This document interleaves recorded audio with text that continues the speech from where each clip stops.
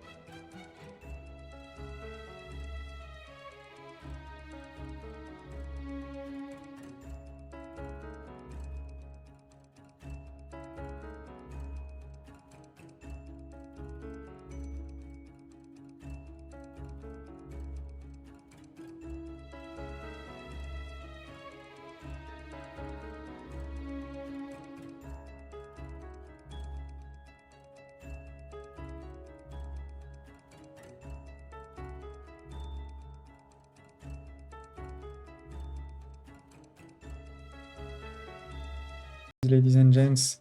We've made some progress. Our first island, Tamborim in Enbesa, starting. You may have wondered why I was putting that many of these. Well, it's because contrary to all of the other resources, like materials, building materials, with Wiimod you can't have unlimited this. So it's good to put a lot so that I won't be stopped in this expansion for that. And honestly, I'm making good money, so that's not a problem. That's also why I have those ships here full of them, full of materials, and I'm gonna get even more as soon as I can, full of it, so that anytime I want to actually build something, then I have reserve. I want to have a lot of reserves. I don't want to be stopped.